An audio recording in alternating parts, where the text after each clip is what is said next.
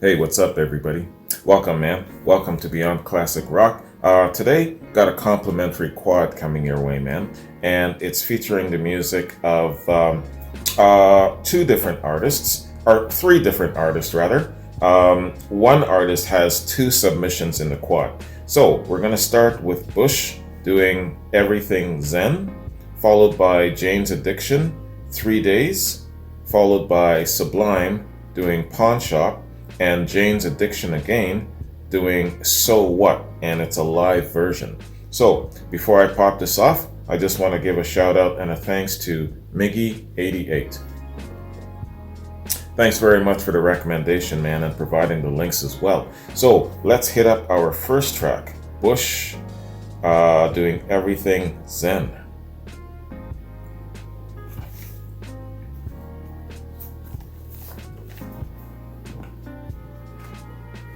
All right, y'all. Bush, Everything Zen. Let's get it.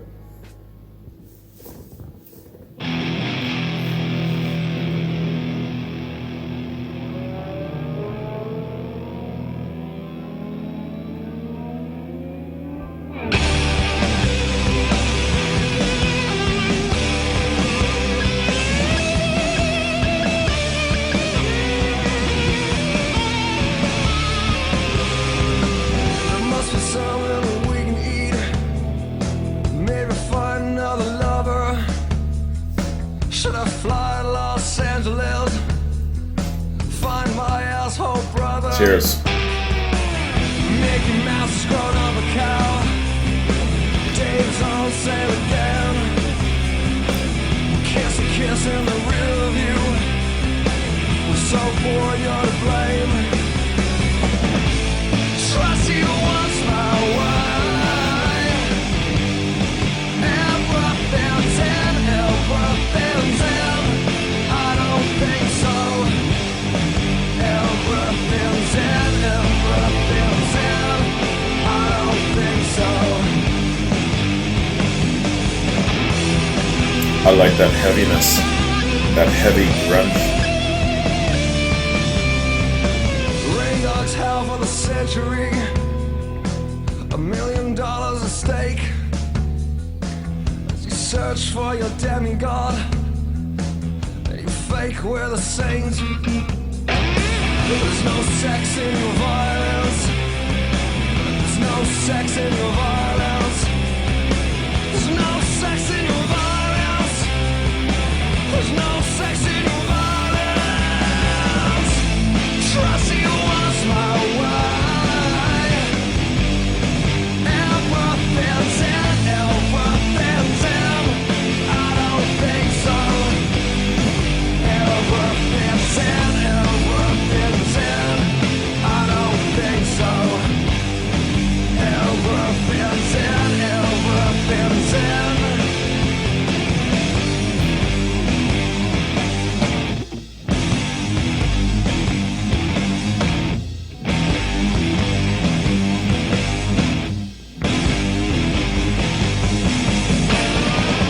Don't believe that Elvis is dead, yeah. Don't believe that Elvis is dead. I don't believe that Elvis is dead, yeah. Don't believe that Elvis is.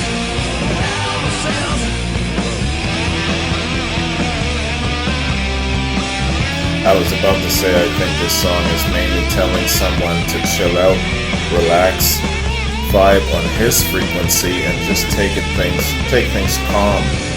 But the Elvis is dead part kind of throws me off. There's more to it than that.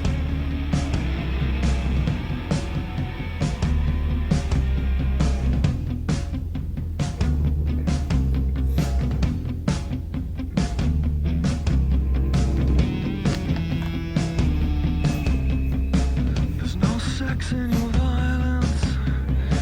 There's no sex in your violence. There's no sex in your violence. There's no sex in your violence.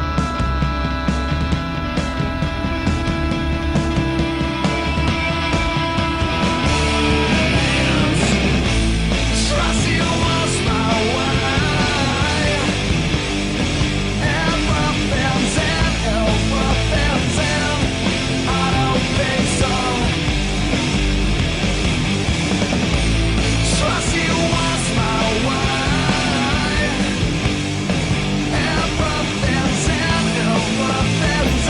how they go from light to heavy. See what I mean?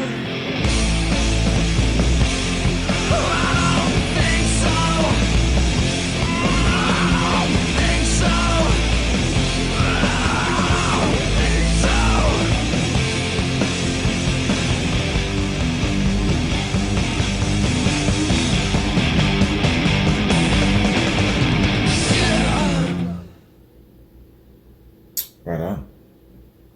That was an excellent song. Powerful jam. I like that guitar riff, that down, down, down, down. That was excellent. They go from light to heavy very, very well. Good band. Bush, huh? Okay. Yeah, you know what? Before we take a look at the song, let's check these guys out, man. Good singer, nice clarity, and good musicianship, man. I like the light to heavy thing that they got going on. Bush. Come on, Wikipedia, what the hell? Okay. It was trying to open, it was just doing this swirling thing. Bush are a British rock band formed in London in 1992. Their current lineup consists of lead vocalist and rhythm guitarist Gavin Rossdale, lead guitarist Chris Traynor, bassist Corey Britz, and drummer Nick Hughes. In '94, Bush found immediate success with the release of their debut album, 16 Stone, which is certified 6 times multi-platinum by the RIAA, and that's their debut album, man. They went on to become one of the most commercially successful rock bands of the 1990s, selling over 10 million records in the US and 20 million records worldwide. Right on. Despite their success in the US, especially in the mid-1990s, the band were considerably less popular in their home country, a period when Britpop groups dominated the UK charts and the appeal of the grunge sound had declined, and they have enjoyed only marginal success there. Interesting how that goes. History of classic rock has shown that, a lot of bands just weren't very popular in their home country. They had to go abroad, and sometimes it's the reverse. Bush have had numerous top 10 singles on the Billboard rock charts and one #1 album with Razorblade Suitcase in '96. The band broke up in 2002 but reformed in 2010 and have released 4 albums since then: The Sea of Memories, Man on the Run, Black and White Rainbows, and The Kingdom. Man on the Moon. I just finished watching Moonraker. Alright. So, Everything Zen. Everything Zen is a single by British alternative rock band Bush. Released on the 28th of January 1995, it was the band's first single release under the name Bush, and their second overall. The single comes from their '94 debut album, 16 Stone. Lyrics. The lyrics, "Mickey Mouse has grown up a cow," are taken from David Bowie's 1971 song, Life on Mars. Other references in the song include Tom Waits' Rain Dogs Howl for the Century, Jane Addiction's Ted, Just Admit It, There's No Sex in Your Violence, Alice in Chains' Would, Try to See It Once My Way, and the Elvis Presley sighting conspiracy theory, I Don't Believe That Elvis Is Dead. Music video. The video was the first video Bush had ever made. The video was directed by Matt Maharan, who also makes an appearance in the video wearing a mask, and was shot on 12th and 13th of November '94. Scenes from the video were created in the opening credits of the TV series Millennium. I've heard of that TV series, I haven't seen it.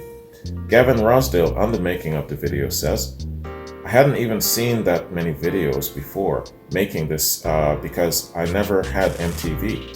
I just remember that it felt weird miming with all those people standing around, but you soon get over that.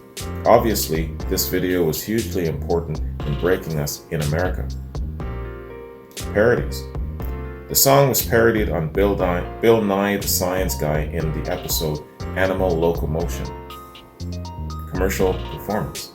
Although it did not achieve immediate success, it eventually reached number 2 on the Billboard Modern Rock chart, being kept from the top spot by Live's Lightning Crashes. Number 5 on the Mainstream Rock Tracks chart and Canadian Rock Alternative chart, and number 40 on the Hot 100 airplay since it failed to hit the Hot 100 that year.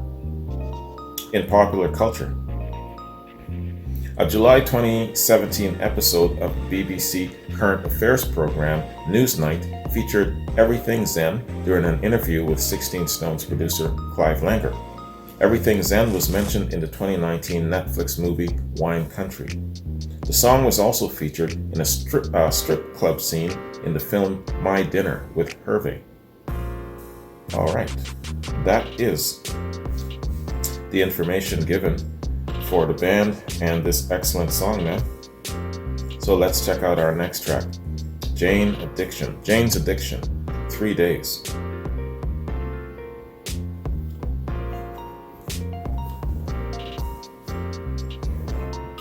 God damn, it's 11 minutes long. Oh, 11 minutes? Miggy, this shit better be good for 11 minutes. Alright, Jane's Addiction, 3 Days. Let's get it.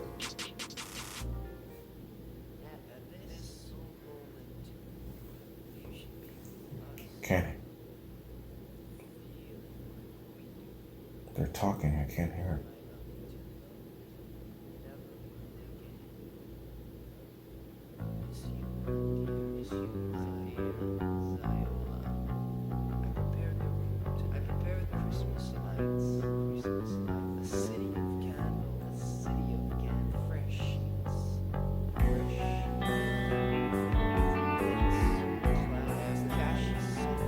Damn, I missed some of it.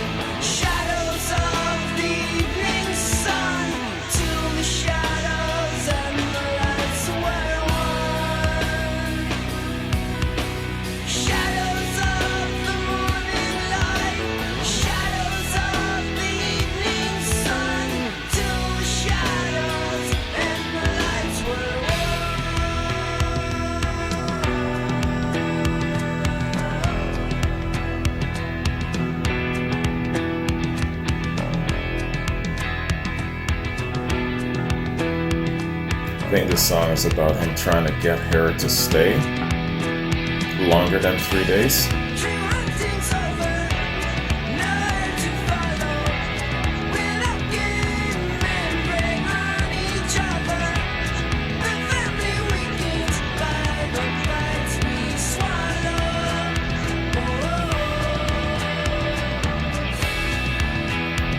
think her family doesn't approve of him, and it's a sticky situation there. So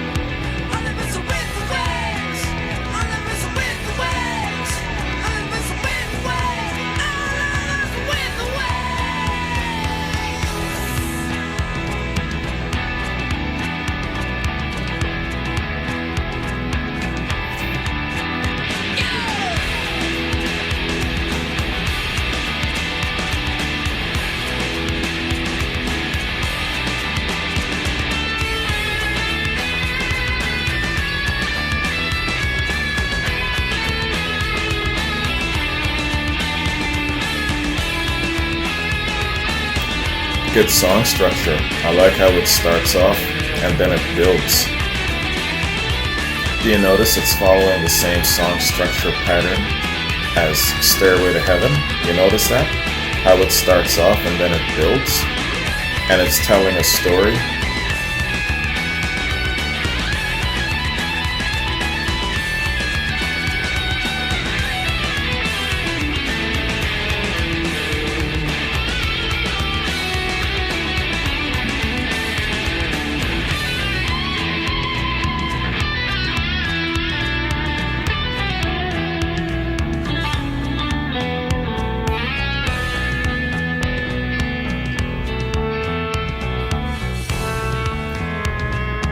I think he's trying to get her to stay longer than just 3 days.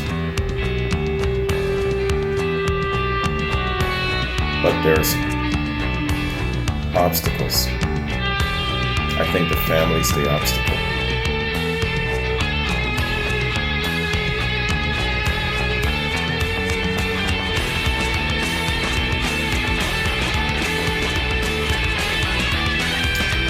They're stretching the shit out of this song too.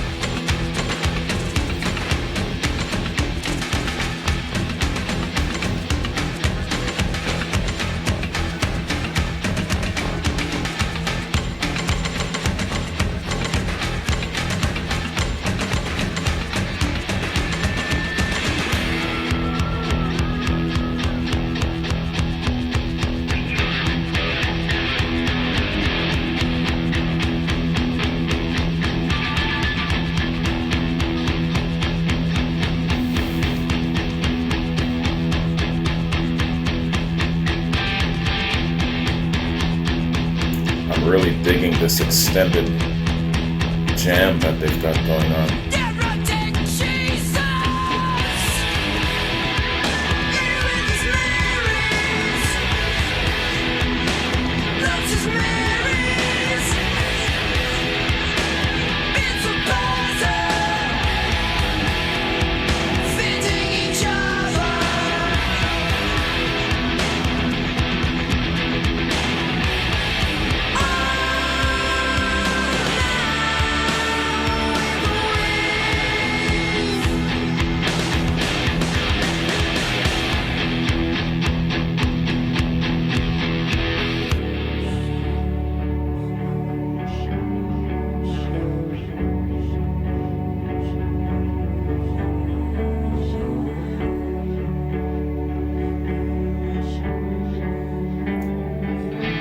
And they're bringing it back to a nice calm close. It's the same song structure as Stairway to Heaven. Oh. start going heavy again.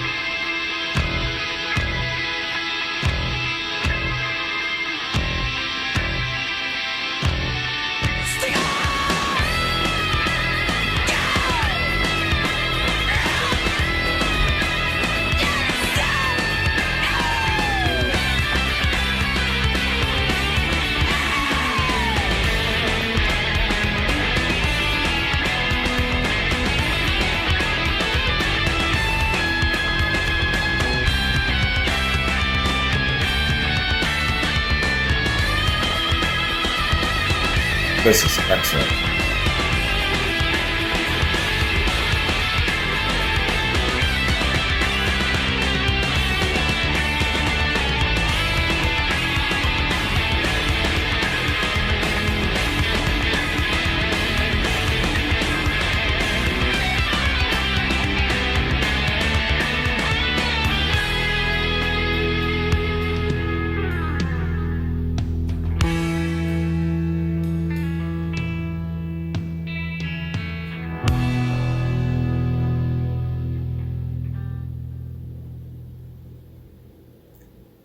Right on, man. Excellent. That was a great song. See, they took a good song and then they turned it into a great song and then an excellent song and going into the areas of scratching the surface of epic song. Why? Because these lads understand about proper, or maybe I shouldn't use the word proper, but strong song structure. And I often talk about the structure of a classic rock song. Really liking how a classic rock song will, more so in classic rock. You can sometimes see these elements in extended funk grooves and things like that, but classic rock is the measuring stick of the song structure format, where you've got your basic premise, your basic message, and then your extended jams, your solos, your extended whatever it is, and then you can expand. You can go light, you can go heavy, you can slow things down, you can speed things up. I love the song structuring of a classic rock song. Even if you have a mediocre topic to sing about and your singing isn't very good or whatever the case is, you incorporate this kind of song structure in a song, you've turned that into a great song. From a good song to a great song, minimum, right? You go further with great musicianship and everything else, and you just keep going higher and higher. These guys started off with a good song, and by the time they were done with it, they've basically brought it into the areas of excellent. You know what I'm talking about? Song structure is very important. Here's a good example of that. My favorite rock and roll song of all time, there is no close second to this one, is Sunshine of Your Love. The only thing that I would knock Sunshine of Your Love for is basically take 1 point away from out of 10, is the fact that it's not very long. If it was like 7 or 8 minutes long with more extended instrumental jamming, then that song would be a perfect 10 out of 10. So in my mind, it's like a 9.5 out of 10. That's the only knock against Sunshine of Your Love that I've got. But it's got all of the great song structuring. Let's take another song. War Pigs. War Pigs has the perfect rock and roll song structure, doesn't it? And when it goes into that I call it that little valley of instrumentation. It's Luke's Ladder, I think it's called, that instrumental jam part. Fantastic, and these guys here with this song, they're following the format of Stairway to Heaven, aren't they? But their instrumentals and their jam is even longer. Fantastic, I love that. All right. It's those little things I pick up along the way of doing my reactions over the past 3 years, man. And I've really come to appreciate the different elements that make classic rock great. And song structuring is one of those things that I've come to identify. That is one of those really, really great characteristics of classic rock. And these guys have really mastered it with this particular song. Yeah, they're more of a newer alternative style rock band of sorts, but they've really got that song structuring down with this one. All right, so Jane's Addiction. Jane's Addiction is an American rock band from LA formed in '85. The band consists of vocalist Perry Farrell, guitarist Dave Navarro, drummer Stephen Perkins, and bassist Chris Chaney. Founded by Farrell and original bass guitarist Eric Avery following the disintegration of Farrell's previous band, Psycom, Jane's Addiction was one of the first bands from the early 90s alternative rock movement to gain both mainstream media attention and commercial success in the US. Jane's Addiction's first release was a self-titled live album in '87 and quickly caught the attention of Warner Brothers Records. The band's first two studio albums, Nothing Shocking and Ritual de la Habitual, was released to widespread critical acclaim and an increasing cult fan base. As a result, Jane's Addiction became icons of what Farrell dubbed the Alternative Nation. The band's initial farewell tour in '91 launched the first Lollapalooza, which has since been a perennial alternative rock festival. The band briefly reunited in '97 with Flea of the Red Hot Chili Peppers replacing Avery on bass guitar. In 2016, Jane's Addiction were nominated for induction into the Rock and Roll Hall of Fame. Wow. Some really great accomplishments and very influential, obviously. So, 3 Days.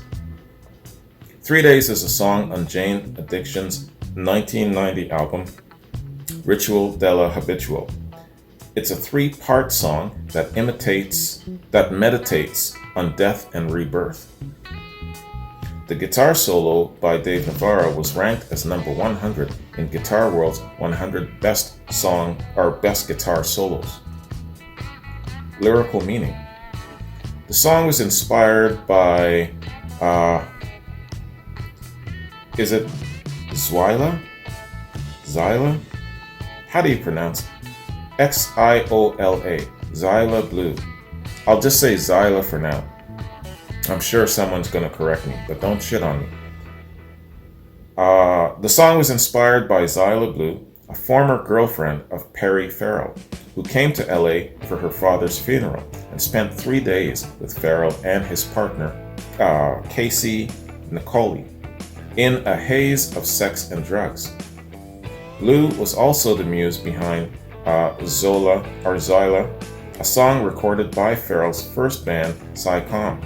She died of a heroin overdose in New York in June of '87. The song was written before her death. Oh wow, okay. Yeah, so the lyrical meaning of the song, I didn't get it perfectly right. Yeah. Alternative versions. A live version of the song appears in the band's '97 Rarities compilation, Kettle Whistle.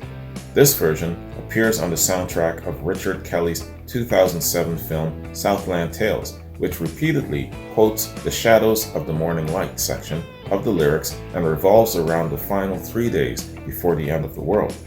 The original version made an appearance in the '92 film Singles, a movie about the alternative rock scene in the early '90s. However, it was not included on the soundtrack. Okay. That is the information given Jane's Addiction 3 Days. Let's hit up our next track, man. That is Pawn Shop by Sublime.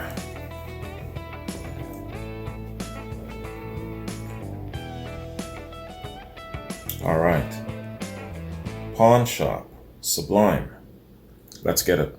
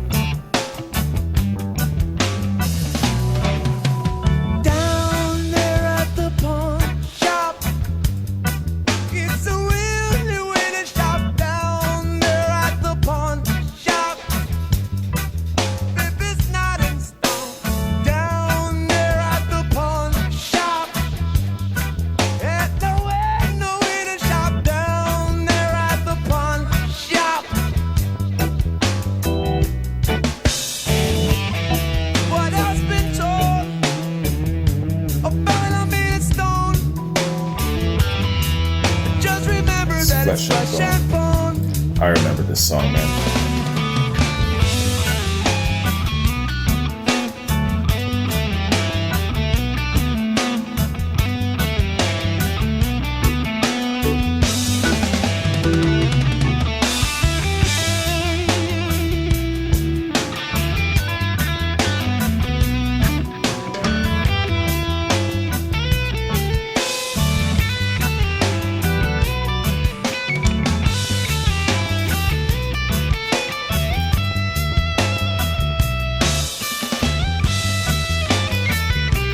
Part of my buddy's party jam playlist.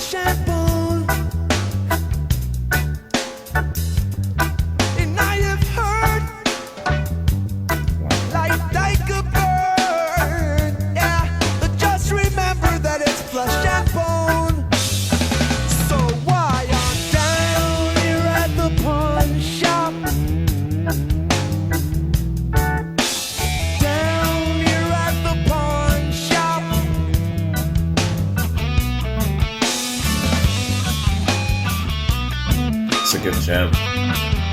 I know that there is a extended ska mix, runs like about 12 minutes.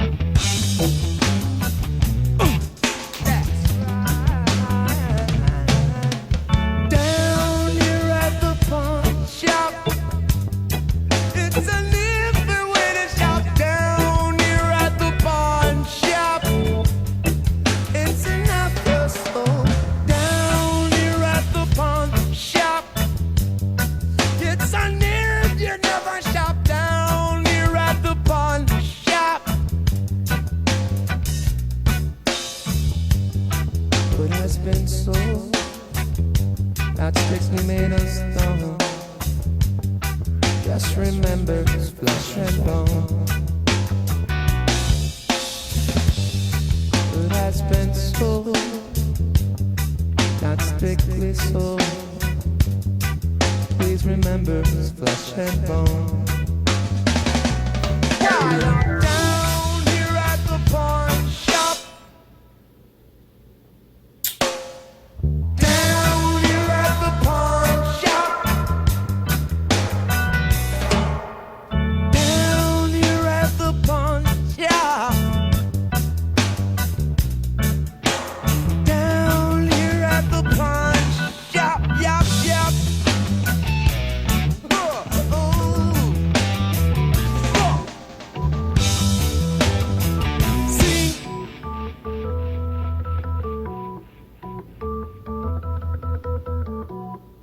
Beautiful. That was excellent. Great jam, man. That's the 6-minute version. I know that there's a 12-minute version. Excellent. Man, I hadn't heard this tune in forever and a day. Good tune. All right.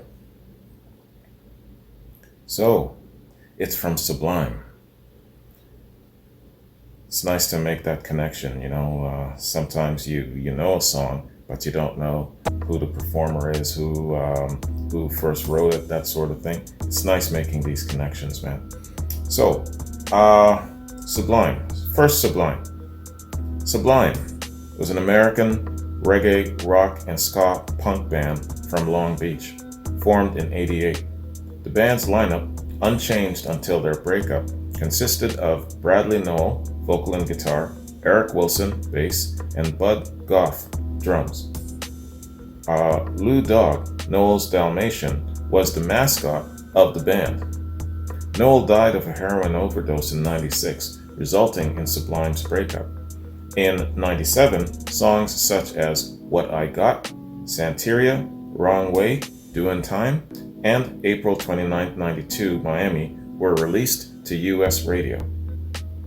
Sublime released 3 studio albums, 1 live album, 5 compilation albums, one of which also contains never-before-released material, 3 EPs, and 1 box set.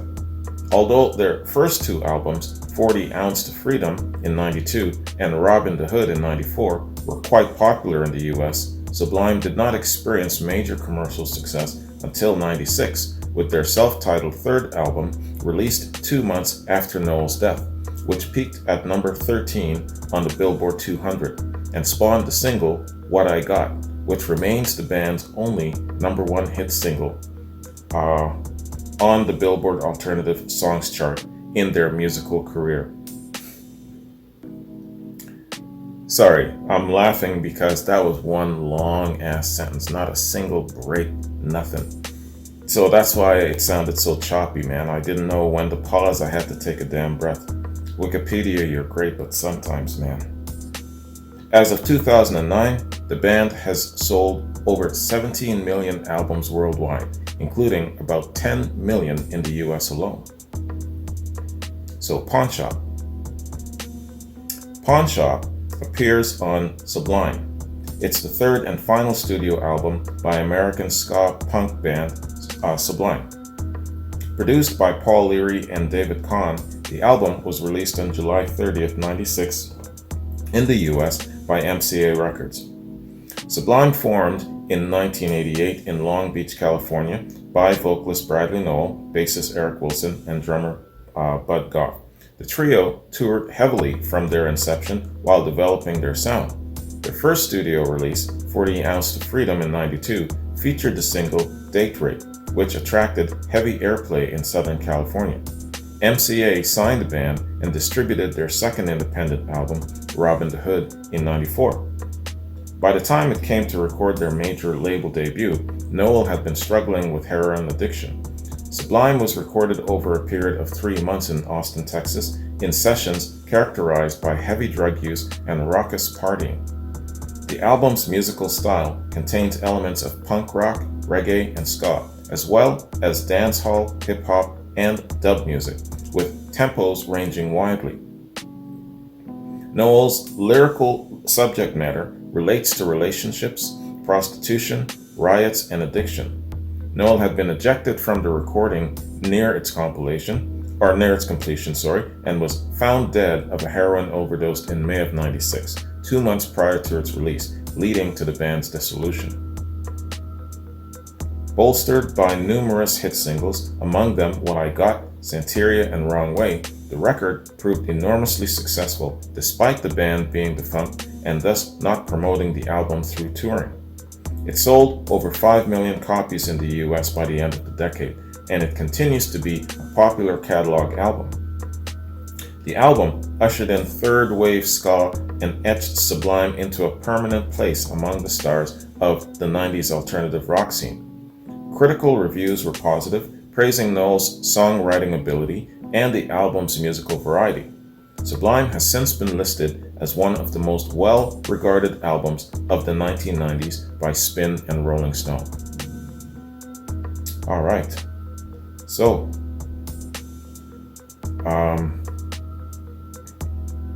yeah, they have a lot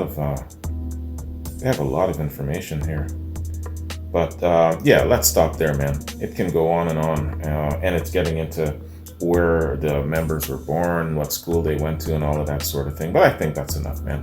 Let's check out Jane's Addiction, So What, and it's live.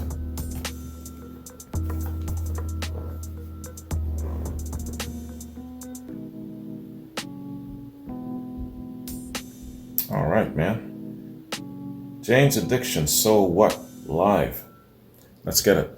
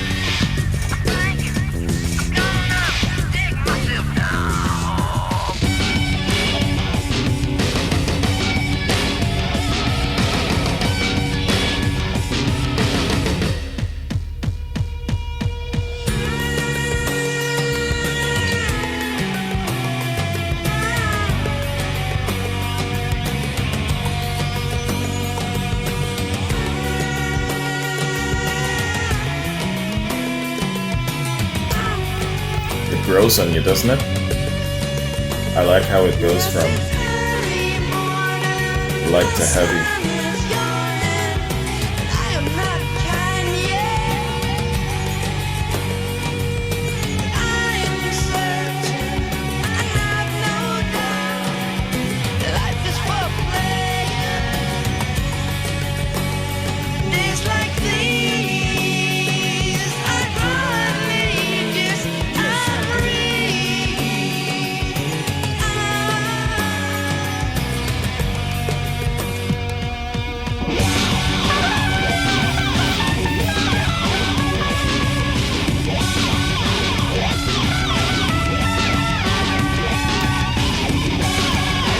You want to know what I'm thinking about?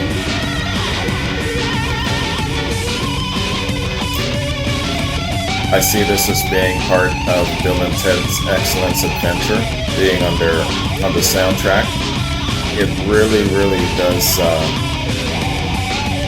seem to give the way they go about living a really, really good spotlight. A song like this would really capture that moment, capture the mood of the movie.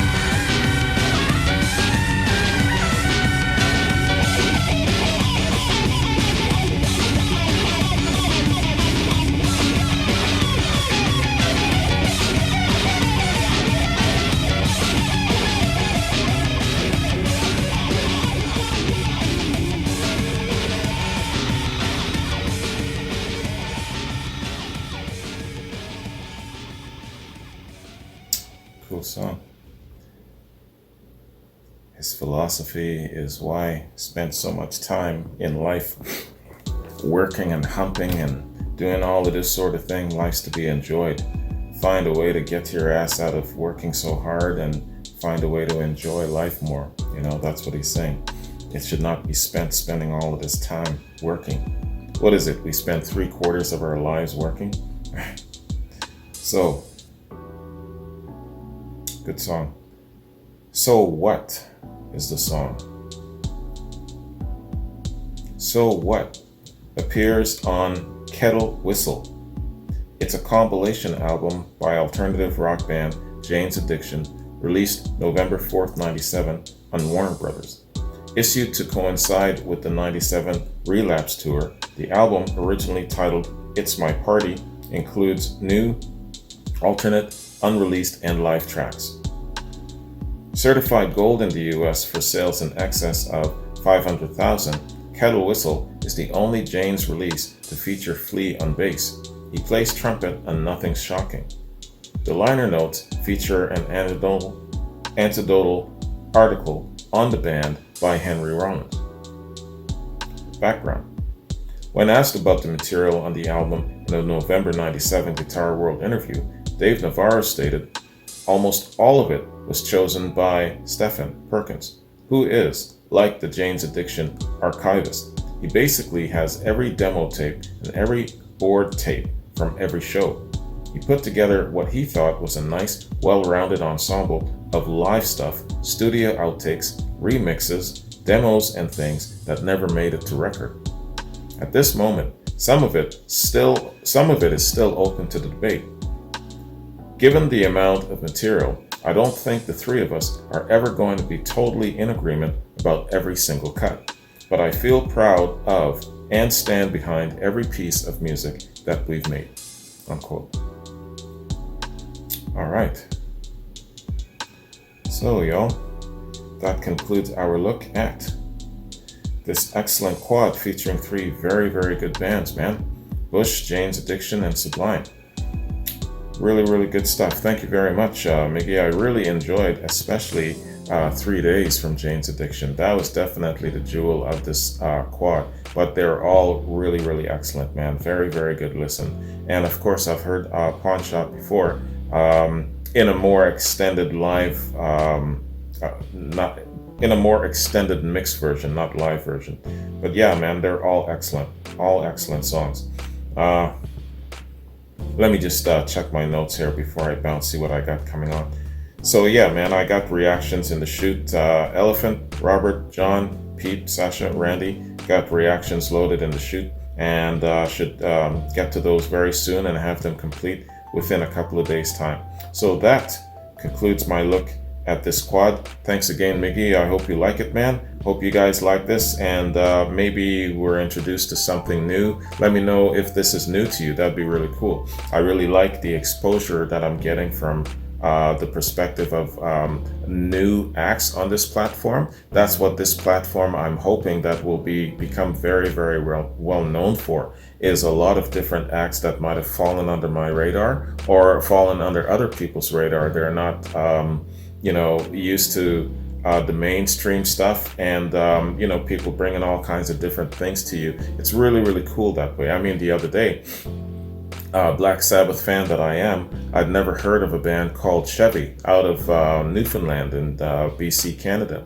And man, I tell you, you could literally almost, and I'm saying almost, switch out the early lineup Black Sabbath for these guys. You know what I'm saying? If, let's say, they just all of a sudden got the rapture and they all disappeared, the original Black Sabbath, you could drop these guys in to take their place. It's that close, let me tell you. And so, yeah, man, examples like that is what I like where it comes to being introduced to new artists and artists that are really, really good, but sometimes fall under the radar. So that is what I like about this platform the most. And it was the best decision I made not to give any specific act the magnifying glass or the Led Zeppelin treatment like I did on the classic rock platform, making more room and time to get more variety in. That's fantastic. So Miggy, thanks again, man. It's really great to, of course I've heard of Jane Addiction, but to get a little bit more up close and a personal look at them